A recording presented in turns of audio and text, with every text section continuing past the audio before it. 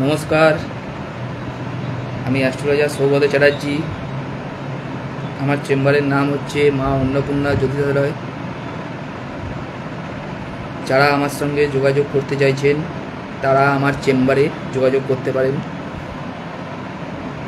শ্রীরামপুরে Maniktala max. আমি গৃহ chamber ছাড়া অন্য কোথাও বসি না। আজকে আপনাদের সঙ্গে যেটা আলোচনা করতে যাচ্ছি সেটা হচ্ছে হোলিতে প্রত্যেক রাশি অনুযায়ী কি করলে শুভ ফল পাবেন। 2025-এ হোলি স্টার্ট হচ্ছে 14ই মার্চ 2025। তিথি যেটা আরম্ভ হচ্ছে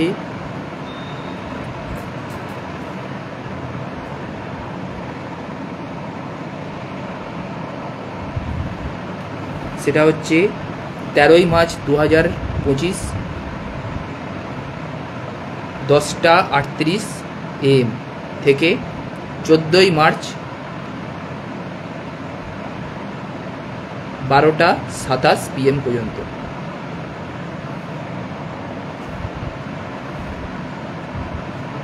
রাশি অনুযায়ী কি করলে, কি দান করলে শুভ ফল আপনারা পাবেন সেই নিয়ে আজকের আলোচনা। রাশিচক্রের প্রথম রাশি মেষ রাশি। মেষ রাশির জাতক জাতিকারা এদিন কি করবেন? কপারের বস্তু, কপারের যে সমস্ত বস্তু সেই সমস্ত বস্তু আপনার বাড়ি থেকে বার করুন এবং নতুন নিয়ে আসুন। নতুন কপারের বস্তু আইটেম বাড়িতে নিয়ে আসুন। এছাড়া কি করবেন? পুরি, ঘিয়ের আইটেম, ঘিয়ের মিষ্টি ভগবান শ্রীকৃষ্ণকে দান করুন, অবশ্যই শুভ ফল পাবে। নেক্সট রাশি বৃষ রাশি। বৃষ রাশির জাতক জাতিকারা কি করবেন? এদিন ভগবান কৃষ্ণের আরাধনা করার সময় দই, চাল এবং চিনি দান করবেন এবং ভগবান কৃষ্ণকে এগুলো দান দিয়ে পুজো করার পর এগুলো গরিবদের মধ্যে দান করবেন এবং ভজন করবেন, অবশ্যই শুভ ফল পাবেন। এর পরের রাশি মিথুন রাশি।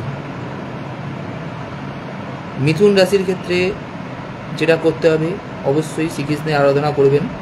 হোলির দিন হলুদ কালারের আবির, হলুদ কালারের রং দিয়ে হোলি খেলবেন। হলুদ কালারটা এদিন করার চেষ্টা করবেন। মাথায় স্যাফরনের তিলক দেবেন, অবশ্যই শুভ ফল পাবেন। নেক্সট রাশিচক্রের কর্কট রাশি। কর্কট রাশির জাতক জাতিকারা এদিন কি করবেন? ভগবান শ্রীকৃষ্ণকে সাদা চন্দন অর্পণ করবেন এবং নিজের মাথায় সেটা লাগাবেন। নেক্সট সিংহ রাশি। সিংহ রাশির জাতক জাতিকারা এদিন রাধাকৃষ্ণর মন্দিরে যান,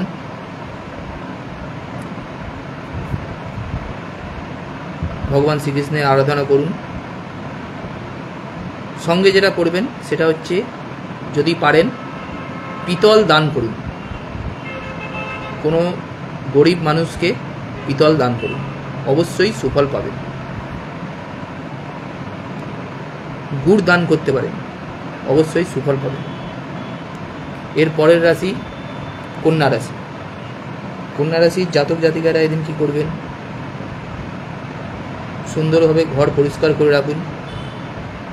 রাধাকৃষ্ণকে এদিন পুজো করার সময় হলুদ ফুল, হলুদ মিষ্টি নিবেদন করুন এবং নিবেদন করার পর যখন পুজো হয়ে যাবে তারপর বাচ্চাদের হোক বা যা গরিবদের হোক দান করুন। অবশ্যই সুফল পাবেন। এরপরের রাশি হচ্ছে তুলা রাশি। তুলা রাশির জাতক জাতিকারা এদিন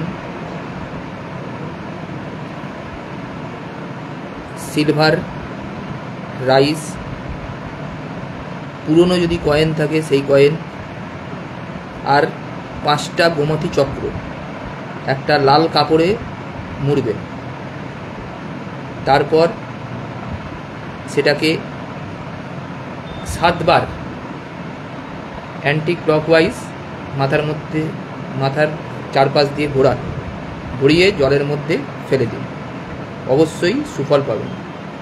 সমস্ত আটকে থাকা কাজ ভগবানের দয়ায় হয়ে যাবে। রাশিচক্রের পরের রাশি বৃশ্চিক রাশি। বৃশ্চিক রাশির জাতক জাতিকারা কী করবেন? এই দিন যতবার পারবেন ওম নমঃ ভগবতে বাসুদেবায় নমঃ এইটা উচ্চারণ করুন, অবশ্যই সুফল পাবেন। এরপরে রাশিচক্রের রাশি হচ্ছে ধনুরাশি। ধনুরাশির জাতক জাতিকারা এদিন কৃষ্ণ মন্দিরে যান। সেদিনকে কৃষ্ণ মন্দিরে গিয়ে নারকোল, ধূপ, মোমবাতি এই 3টে আইটেম নিয়ে যান। এই 3টে আইটেম নিয়ে গিয়ে মাথার ওপর দিয়ে ঘুরিয়ে মনস্কামনা জানিয়ে, ভগবানের কাছে মনস্কামনা জানিয়ে যে কোনো প্রবাহিত জলে ওগুলো দিয়ে দিন। আপনার মনস্কামনা অবশ্যই পূর্ণ হবে। এর পরের রাশি মকর রাশি। মকর রাশির জাতক জাতিকারা কী করবেন? এই দিন অবশ্যই গঙ্গা চান করুন। তিকোনা একটা সাদা পতাকা কিনে আনুন, এক দামে কিনবে এবং অসত্য গাছে সেগুলো দিয়ে দিন। কোনো অসত্য গাছে ওটা টাঙিয়ে দিন, মনস্কামনা জানিয়ে ওটা টাঙিয়ে দিন। অবশ্যই আপনার মনস্কামনা পূর্ণ হবে। কুম্ভ রাশির জাতক জাতিকার ক্ষেত্রেও সেম। ওই দিন ভগবান শ্রীকৃষ্ণের আরাধনা করুন, মনস্কামনা জানিয়ে অসত্য গাছে জল ঢালুন। অবশ্যই আপনার মনস্কামনা পূর্ণ হবে। রাশিচক্রের শেষ রাশি মীন রাশি। মীন রাশির জাতক জাতিরা কী করবেন? ভগবান শ্রীকৃষ্ণের কাছে ঘি, সেন্ট এগুলো নিয়ে যান। নিয়ে গিয়ে সেগুলো পুজো দিন। পুজো দেওয়ার পর সেগুলো কোনো গরিব বা অসহায় ছেলে মেয়েদের দান করুন। অবশ্যই আপনার মনস্কামনা পূর্ণ হবে। এর সঙ্গে যেটা করতে হবে, সেই দিন যদি কোনো গরু পান, গরুকে খেতে দিন এবং মনস্কামনা জানান। অবশ্যই আপনার মনস্কামনা পূর্ণ হবে। তো আজকে এই পর্যন্তই। যদি ভালো লাগে তাহলে লাইক, কমেন্ট, শেয়ার করবেন। নমস্কার।